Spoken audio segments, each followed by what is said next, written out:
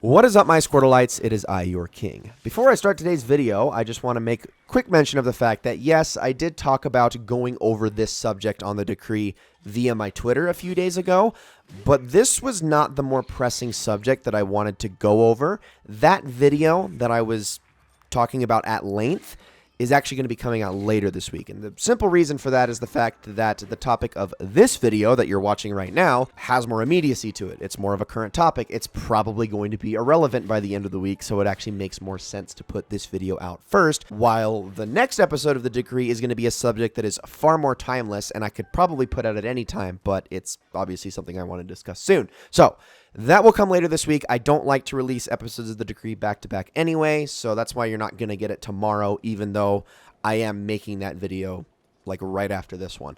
So let's just jump into the topic at hand.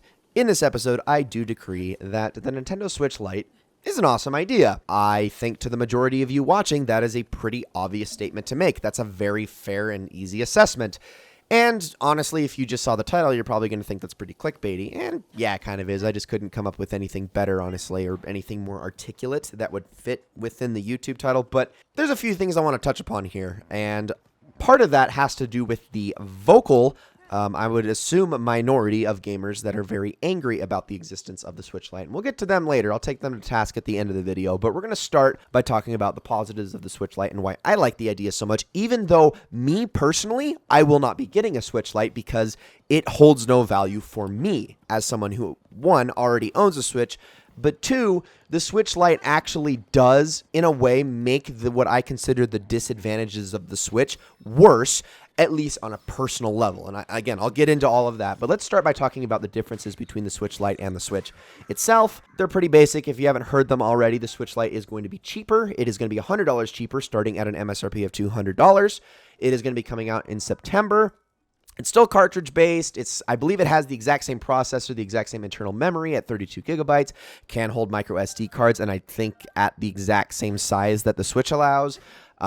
Same cloud storage, online service, and stuff like that. It actually has a slightly better battery life by about a half hour to an hour. It's nothing major, which I do think that is the biggest disappointment with the Switch Lite, is that it isn't really a significant increase on the battery life, but that it's something at all is still pretty good. It's also only going to output in 720p, is exclusive to handheld. There is no TV mode at all. There will be no docked mode, none of that. And there are no detachable Joy-Cons. Now, they specifically made mention of the fact that there's no detachable Joy-Cons on the system, but that doesn't mean you can't pair up detachable Joy-Cons to this system. It's still a Switch. You can still pair Joy-Cons to it. You just can't detach the ones that are on the system. It's just a full handheld, which is why a lot of people have actually been comparing the Switch Lite to the Vita. Now, let me talk about the PlayStation Vita for a second, because I know that that system has become sort of a meme, and I am an ardent Vita defender, actually. Not because I think that it was handled correctly or that Sony couldn't have done a lot better with it. Far from it. I am very sad about the Vita, and I really wish they had done a lot more to support it, because it was an amazing system. It truly was the Nintendo Switch before the Nintendo Switch.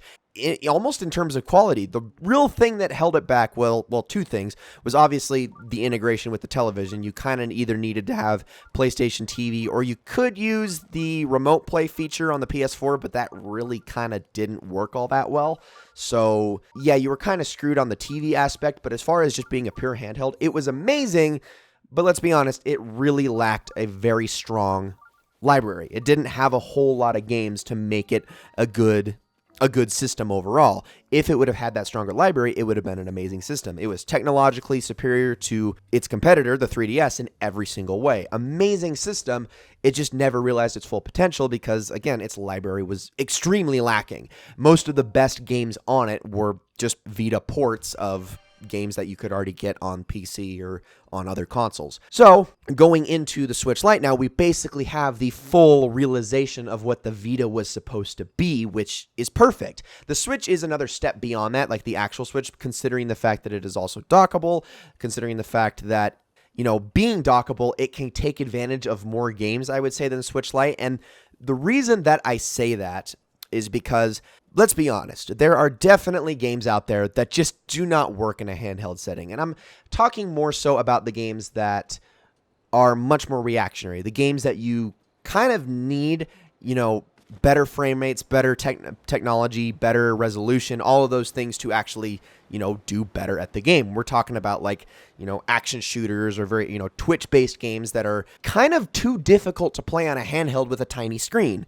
And for me personally, this is why the Switch Lite is not something I'll be getting. Playing in handheld mode is incredibly difficult because I have big hands. I have fat thumbs. And I'll be honest, playing with the Joy-Cons is one of the most unpleasant experiences ever for me. However, I still like to play the Switch in handheld mode, but as a result, I kind of have to play games that are a little bit on the easy side if I want to play it in handheld mode. If I want to play more difficult games like Cuphead or Fury or I'm trying to think of other games that I don't own on the Switch that are difficult. I guess The Messenger is kind of difficult. Games like that, I have to put it into docked mode. Otherwise, I'm screwed. I just cannot play the games on the Joy-Cons because it's not comfortable for me. The thumbsticks are way too small for me to be able to react in time, and I often end up making movements that I wouldn't otherwise make with a much more, I suppose, ergonomic controller, if that makes sense. Which, again, that is why I do not need the Switch Lite, aside from the fact that I already own a Switch. And I'm sure this is a problem that other people are going to run into. The size of the control sticks on the Joy-Cons, or just the controls on the Switch in general, have been a long-standing issue for many people ever since the Switch released. Now, I do believe that the Switch Lite's joysticks are slightly bigger, but even then, it's still a little bit too much of an issue for me. Like, even with the Vita, I still had that problem. Like, there was no way I was going to be able to play a game like Cuphead on the Vita, let alone on the Switch, just because, again, that controller is not ergonomic enough for me. It's too hard to play games that require fast, twitchy movements with my gigantic hands and fat thumbs. So that's really the core of it. Now, who do I think the Switch Lite is made for? Kids, obviously. The Switch Lite is perfect for parents to buy for their children. It's starting at an MSRP of $200, which is about around where the 3DS spent most of its life cycle. I believe the 3DS launched at $250, eventually dropped down to $200, and then later on to $150. XL models started at like $180. There was the new 3DS models. It all kind of hovered around that $200 mark, sometimes above and below, for almost all of its life cycle, which I think is very reasonable in the eyes and minds of parents who want to buy these systems for their kids. $300 is way too steep, and let's expound upon that further, okay? One of the biggest issues that I have with the Switch, and I want to make a full video compiling my things that I love and dislike about the Switch, but in my opinion, the biggest turnoff that the Switch has always had has actually been down to its price. Now, you might think, well, $300 is a lot better of a starting point than the PS4 and Xbox One were at with $400 and $500. I reject that notion simply down to the fact that the Switch, well, first of all, the Switch never comes bundled with any games at that price. If you get the game bundles, that jacks it up to $350. But also the fact that you also need, like, peripherals, for instance. Like, again, if you want to play on the TV mode, you then need to go get a controller, which is not bundled with Switch. And those go from anywhere between $20 to $30 wired all the way up to $70 wireless. Okay, so there you're already over the price of the PS4 at launch. It gets worse, then you need to go get the games. And Nintendo is notorious, absolutely notorious, for never, ever discounting their games. Those games will stay at $60 or close to it all the way up until the next Nintendo system comes out. I remember vividly that Wii U games like Mario Kart 8 and Super Smash Bros. For the Wii U stayed about $50-$60 up until the Switch came out. And we eventually got Mario Kart Deluxe and later Super Smash Bros. Ultimate. It's kind of a notorious issue that Nintendo is often known for. On top of that, when they usually do, like, eShop sales, they pale in comparison to Steam sales or PlayStation Store sales or Microsoft Store sales. Usually the only time when a sale is ever good for a game, it's when you get it with, like, an indie game and they're just doing, like, for instance, like an E3 or a summer sale where they just have a parity discount across all systems. On top of that, there's also the notorious Switch tax, where often physical games are priced about $10 more on Switch than they are on PS4, Xbox One, or PC. And yeah, when you take all of these things into consideration, for just about everyone out there, the Switch ends up being the most costly system currently of the generation. Taking $100 out of that equation really helps a lot. And again, it's going to be good for kids. It's going to be good for parents. And this thing is going to sell like crazy this coming Christmas, considering this is coming out 3 months before that holiday lands. So now, with all of that said, let's talk about the people who are for some reason incredibly angry about the Switch Lite's existence, okay? There's a few reasons I've noticed that people are angry, and none of them make sense to me whatsoever. First group, and this is probably the smallest group, but at the same time, I have seen some of these people floating around the internet. These are the people that are actually mad that for some reason, they released a version of the Switch that's cheaper than the $300 that they paid for theirs. Okay, first of all, hello? Where have you been for the last decade and a half, almost 2 decades that companies have been doing this? I mean, I know Sony was the first to do it with the PlayStation 2, but even in the generation after that, all 3 companies did it. This generation, all 3 companies do it. Where have you been where you missed out on all of these systems that have then come out with cheaper variants that boost the system's lifespan because they're more accessible, because they're cheaper, because they allow people that weren't able to afford the original systems to now buy into it with sometimes added or removed features. This always happens. Hello? Second group, the people that for some reason expected us to get something called a Switch Pro as opposed to a Switch Lite. They wanted a Switch that was going to improve upon a bunch of features as well as add things. What? Okay, I get it. Yes, Nintendo did release the new 3DS, and they've sort of slightly set up this expectation, but that was years later. That was like, what was that, 4 or 5 years after the initial launch of the 3DS? That was not a 2-year thing. That's never a 2-year thing.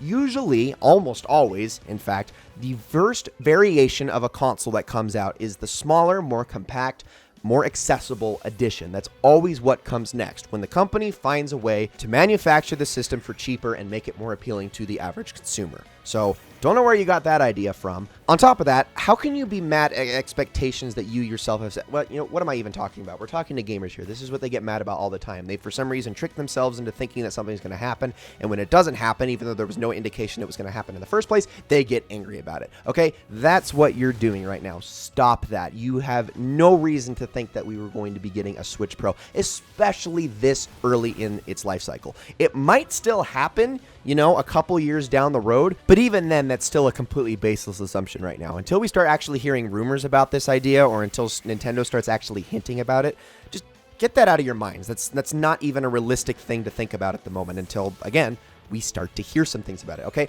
And now there's the third subset of people, and this is just, like, this is just the stuff that I don't even know where to begin with these kinds of people. But the people that are mad that the Switch Lite exists simply because they're not going to buy it.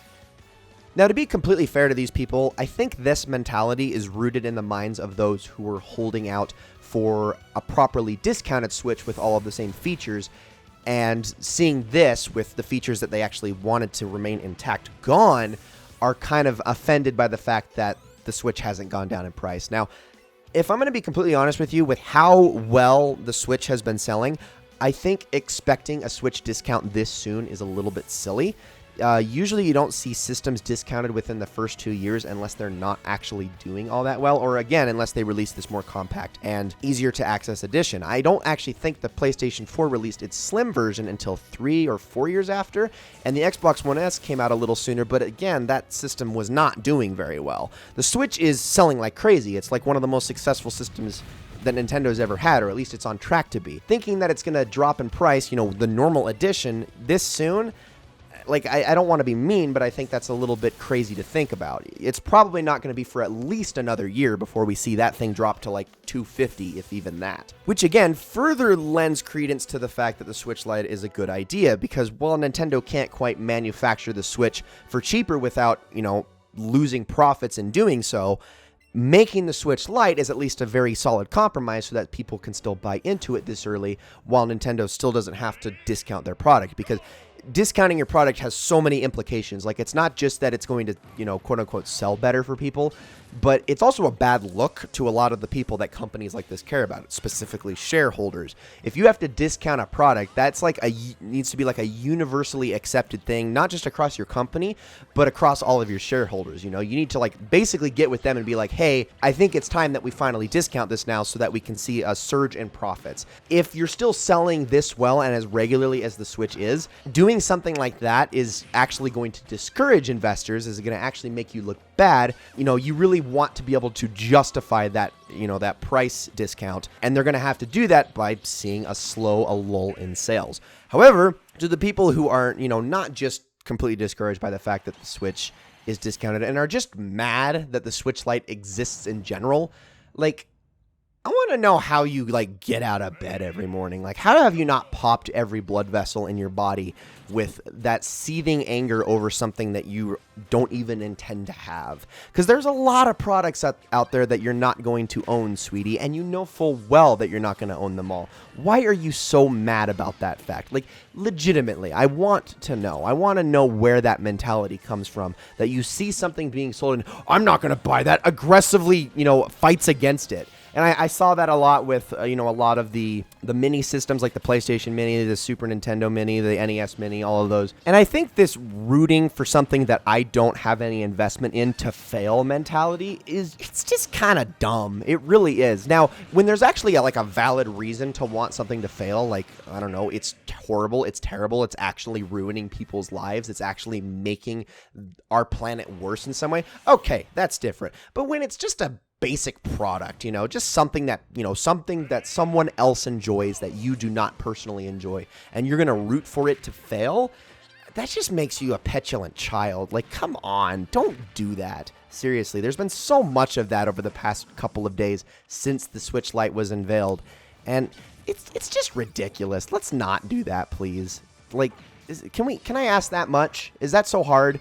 It probably is, but I just want us to try. I really do. Now, briefly before I end this video, I also want to quickly touch upon the fact that Nintendo also released a little bit of a statement kind of reaffirming what kind of mentality they've always operated on. Now, it's been known for a few years at the very least, although I'm sure this mentality has been in their company for a very, very long time, but Nintendo does not like to be known as a video game console manufacturer. They do not like to be known in the same space as Sony and Microsoft when it comes to making consoles.